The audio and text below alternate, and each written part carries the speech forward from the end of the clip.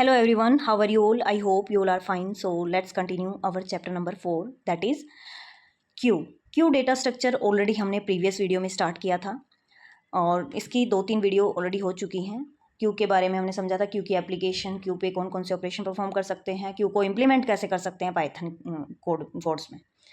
ऐसे ही एक और डेटा स्ट्रक्चर है, क्यू का ही पार्ट है ये, दैट डेक पढ़ा जाता है। वैसे प्रोनाउंस इसको डेक किया जाता है। Deck is an arrangement in which addition and removal of element or elements can happen from any end।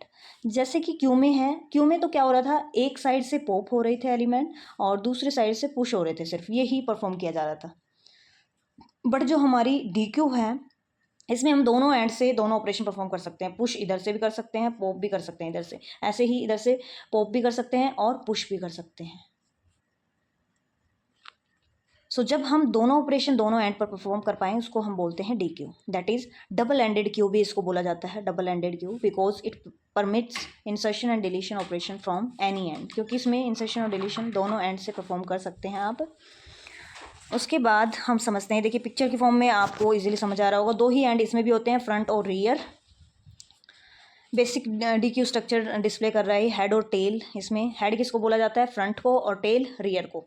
अब हम समझते हैं एप्लीकेशन।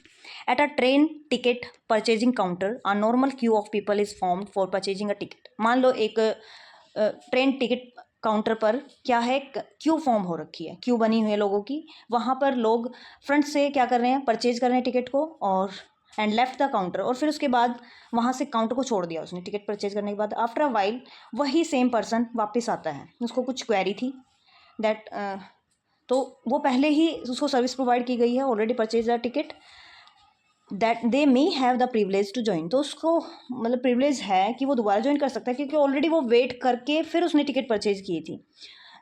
उसको कुछ इशू है जो वो दोबारा से आया और दोबारा से उसको टिकट काउंटर पे जाना है।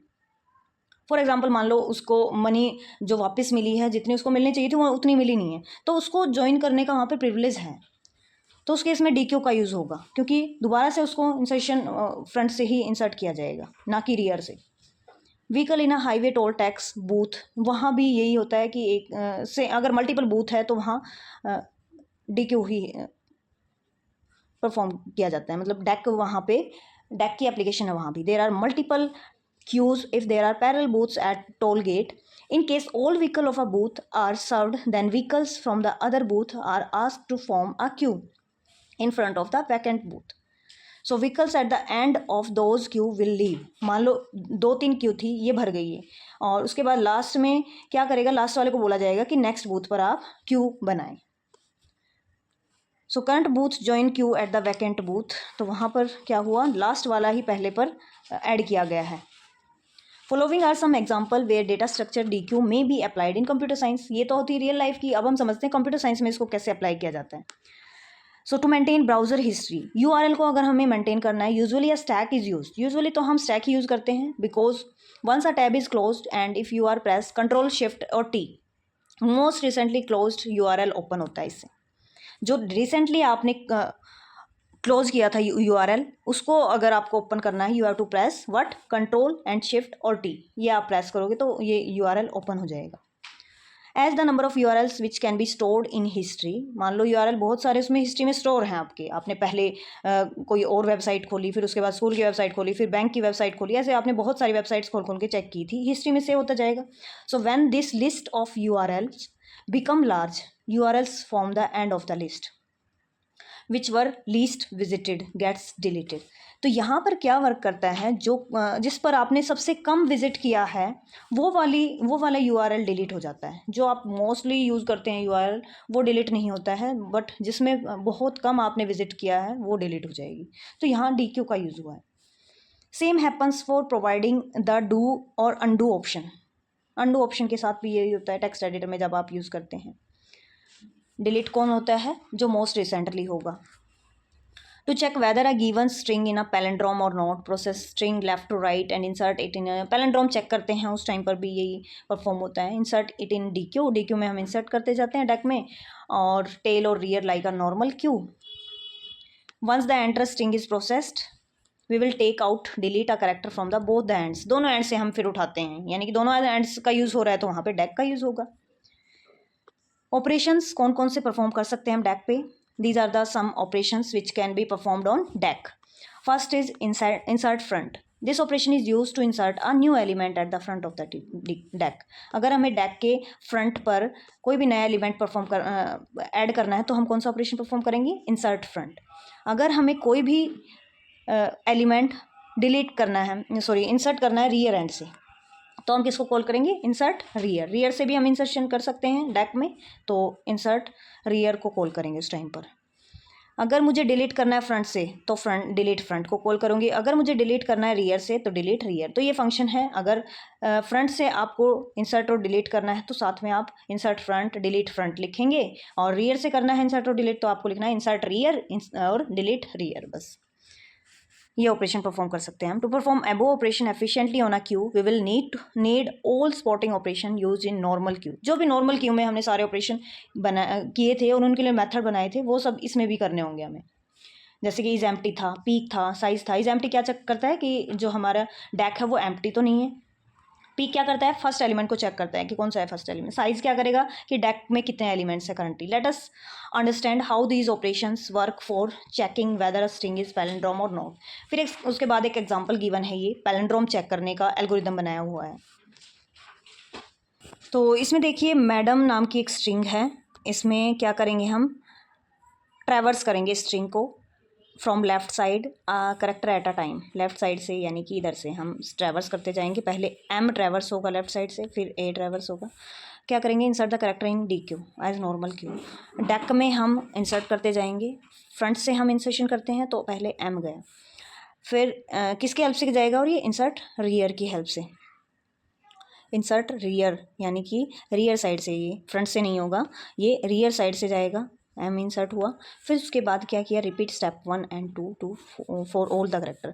लास्ट में ये सारे करेक्टर इंसर्ट हो गए. पूरा मैडम स्ट्रिंग इसमें इंसर्ट हो गया क्यू में. उसके बाद remove 1 character from the front. फिर हमने क्या किया? एक करेक्टर फ्रंट से उठाया एंड एक करेक्टर रियर से उठाया यूजिंग डिलीट फ्रंट और डिलीट रियर. दोनों फंक्शन को हमने कॉल किया. फ्रंट से डिलीट किया और रियर से डिलीट किया. एम डिलीट हुए. उसके बाद हमने किया मैच. उन दोनों को डिलीट करने के बाद हमने मैच किया दोनों को. Match these two removed characters if they are same. अगर वो दोनों सेम हैं तो हमने क्या किया? Then step 4 and 5 till deque is empty और लेफ्ट विद ओनली 1 करेक्ट. फिर हम उनको मैच करते जाएंगे ऐसे ही, और 4th और 5th स्टेप ये दोनों रिपीट होते जाएंगे. 4th स्टेप भी और 5th भी हम डिलीट करेंगे फ्रंट से भी और रियर से भी. फिर उन दोनों को मैच करेंगे हर बार. फिर लास्ट में if they are same then repeat step. Last में क्या करेंगे? Stop as string is not palindrome. अगर वो दोनों सेम नहीं हैं, जो भी हम डिलीट कर रहे हैं फ्रंट से और रियर से, तो हम स्टॉप कर देंगे और प्रिंट कर देंगे नॉट अ पैलिंड्रोम. अदरवाइज मान लो इस स्टेप रिपीट होते गए और ओनली 1 सिंगल करेक्टर वहाँ पर बच गया. मैच होते होते लास्ट में एक सिंगल करेक्टर बचा, तो भी वहाँ पर क्या है? वो पैलिंड्रोम है. तो जहाँ मैच नहीं हुई एक भी स्ट्रिंग वहाँ पे वो पैलिंड्रोम नहीं होगी फिर. तो ये पूरा था एल्गोरिदम किसका? पैलिंड्रोम चेक करने का with the help of deque. इसके बाद गिवन है implementation of deque using Python. Python में हम कैसे डैक को इम्प्लीमेंट कर सकते हैं? Like queue deque is also an order linear list. जैसे कि क्यू थी हमारी, वो भी ऑर्डर लीनियर लिस्ट थी, ऐसे ही डैक भी हमारा क्या है? ऑर्डर लीनियर लिस्ट है. Hence we can use a list data type to create the DAC in our program. This program should have the following function. ये फंक्शन हमें क्रिएट करने होंगे डैक को क्रिएट करने के लिए. जैसे क्यू के लिए हमने क्रिएट किए थे कुछ फंक्शन, ऐसे ही डैक के लिए भी हमें क्रिएट करने होंगे. पहला है माई डैक. उसमें माई क्यू नाम लिया था हमने, इसमें माई डैक लिया और लिस्ट क्रिएट की. Function insert front. फ्रंट में इंसर्ट करने के लिए इंसर्ट फ्रंट फंक्शन बनाया, और इसमें क्या किया हमने? इंसर्ट को कॉल किया 0th लोकेशन पे, क्योंकि हमें क्या करना है? उसमें तो हम अपेंड करते जा रहे थे, बट हमें अब लास्ट में नहीं ऐड करना है एलिमेंट, हमें फ्रंट में ऐड करना है. तो फ्रंट में ऐड करने के लिए हम 0th लोकेशन पे एलिमेंट को डालेंगे. तो इसलिए इंसर्ट फंक्शन को कॉल किया हमने. लिस्ट में एक फंक्शन था अपेंड, एक इंसर्ट. इंसर्ट पोजीशन भी मांगता है, किस पोजीशन पे आपको एलिमेंट इंसर्ट कराना है, किस पर्टिकुलर पोजीशन पर अगर इंसर्ट कराना है तो इंसर्ट फंक्शन को कॉल करेंगे. अगर लास्ट में हमें कोई एलिमेंट इंसर्ट कराना है तो हम अपेंड का कॉल करेंगे. उसके बाद इंसर्ट रियर. इंसर्ट रियर एक फंक्शन बनाया. रियर एंड से अगर हमें इंसर्ट करना है तो अपेंड फंक्शन को ही जस्ट हम कॉल कर सकते हैं. क्योंकि फ्रंट में कराने के लिए तो हमें पोजीशन देनी होगी, बट हमें लास्ट में अगर इंसर्ट कराना है तो जस्ट हम अपेंड को कॉल कर सकते हैं। So its implementation will be the same as the enqueue, जैसे एन क्यू में हमने इम्प्लीमेंट किया था। फिर उसके बाद इज एम्प्टी भी सेम ही रहेगा जैसे हमने क्यू में इम्प्लीमेंट किया था फंक्शन। इज एम्प्टी में कैसे चेक करेंगे, हम लेंथ कैलकुलेट करके चेक करेंगे, लिस्ट की लेंथ कैलकुलेट करेंगे, चेक करेंगे जीरो तो नहीं है, अगर जीरो है तो एम्प्टी है। डिलीशन रियर साइड से अगर हमें डिलीट करना है तो हम क्या करेंगे, रियर से करना है तो पॉप कर लेंगे, जस्ट जैसे हम उसमें कर रहे थे तो पॉप किया, स्टैक में भी हम ऐसे ही कर रहे थे। तो डिलीशन रियर के लिए हमने पॉप को कॉल किया और पहले हमने चेक भी किया एम्प्टी तो नहीं है, एम्प्टी होता है और फिर भी डिलीट करने की कोशिश करेंगे तो वो होता है कौन सा ऑपरेशन, उसमें एक एक्सेप्शन आता है, दैट इज़ अंडरफ्लो। उसके बाद फंक्शन डिलीशन फ्रंट नाम का एक फंक्शन बनाया डिलीट करने के लिए फ्रंट एंड से डिलीट करना है, तो ये भी इम्प्लीमेंटेशन इसकी भी सेम होगी एज नॉर्मल क्यू। उसके बाद function get front to read value from the front of the deck without removing it from the queue. When the queue is not empty, it accepts the name of deck as parameter and returns a copy of value. तो यहाँ पर हमने get front नाम का एक function बनाया और इसमें queue को पास किया, फिर चेक किया कि empty तो नहीं है, अगर empty नहीं है तो रिटर्न कर देंगे 0th लोकेशन पे जो भी एलिमेंट है। फ्रंट के एलिमेंट को मुझे चेक करना है तो फ्रंट किस पोजीशन पे होता है, 0th पे, लिस्ट में 0th पोजीशन होती है उसकी, एल्स हम प्रिंट कर देंगे क्यू जो है वो एम्प्टी है। गेट रियर की वैल्यू अगर हमें फाइंड आउट करनी हो, रियर यानी कि लास्ट में होगा, फ्रंट और रियर लास्ट एलिमेंट हमें फाइंड आउट करना होगा, तो इसमें पहले लेंथ को कैलकुलेट करेंगे लिस्ट की, और लेंथ कैलकुलेट करने के बाद -1 करेंगे और इस एलिमेंट को हम रिटर्न कर देंगे।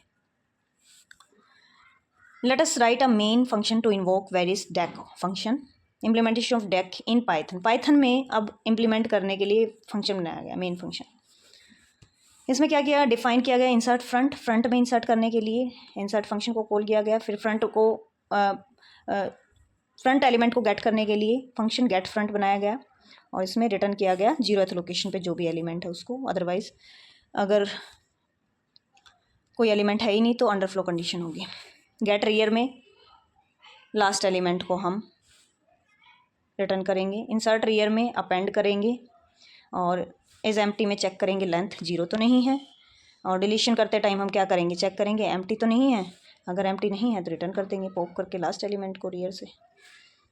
उसके बाद डिलीशन फ्रंट के लिए भी ऐसे ही है, इज एम्प्टी चेक करेंगे, अगर नहीं है एम्प्टी तो हम रिटर्न कर देंगे पॉप करके 0th एलिमेंट को। फिर उसके बाद मेन फंक्शन बनाया गया यहाँ पर, ये देखिए डेक नाम का DQU नाम का एक डेटा स्ट्रक्चर क्रिएट किया गया और इसमें लिस्ट को पास किया गया। फिर चॉइस ली यूज़र से, enter 1 to use as normal queue की तरह अगर आपको यूज़ करना है तो 1 चॉइस डालिए, अदरवाइज 2 चॉइस।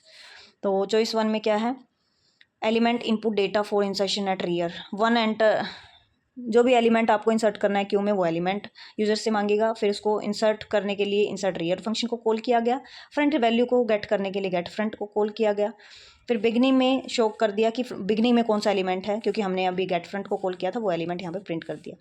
फिर इंसर्ट रियर एंड पे हमें इंसर्ट करना हो तो एलिमेंट और DQ को पास कर दिया और इंसर्ट हो जाएगा। फिर data remove from front of Q is deletion front Q, और फ्रंट ऑफ क्यू ये फिर से डिस्प्ले कर दिया इसको, ये इसकी आउटपुट है। मान लो ये नंबर इन्होंने डाले, यूज़र ने अपने अकॉर्डिंग नंबर वो अपना अकॉर्डिंग ही डालेगा। तो ये था NQ और DQ। इसके बाद समरी और बुक एक्सरसाइज, हम जब ये सारे चैप्टर्स कंप्लीट हो जाएंगे मैं आपको लास्ट में book exercise complete with PDF provide करूँगी। सो मिलते हैं नेक्स्ट वीडियो में, till then take care, bye bye, see in the next video.